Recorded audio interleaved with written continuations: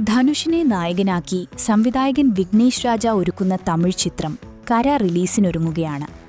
മലയാളി താരം മമിത ബൈജുവാണ് സിനിമയിലെ നായികാ കഥാപാത്രത്തെ അവതരിപ്പിക്കുന്നത്. സിനിമയുടെ ട്രെയിലർ പുറത്തുവന്നതോടെ മമിതയുടെ കഥാപാത്രം ശ്രദ്ധിക്കപ്പെടുകയും ഒപ്പം മലയാളത്തിൽ നിന്ന് നായികാ നടിമാരെ തമിഴ് സിനിമകളിലേക്ക് കൊണ്ടുവരുന്നതിൽ വലിയ വിമർശനങ്ങൾ ഉയരുകയും ചെയ്തിരുന്നു. എന്തുകൊണ്ട് തമിഴ് നടിമാരെ തമിഴ് സംവിധായകർ പരിഗണിക്കുന്നില്ല എന്ന ചോദ്യമാണ് ഉയർന്നിരുന്നത്.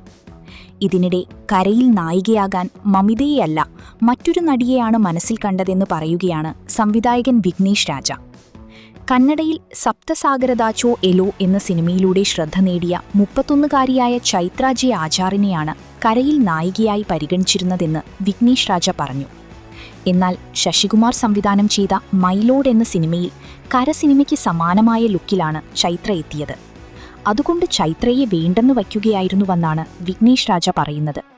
മമിത വേഷം സ്വീകരിക്കില്ലെന്നാണ് താൻ ആദ്യം കരുതിയതെന്നും വിഘ്നേഷ് രാജ കൂട്ടിച്ചേർത്തു.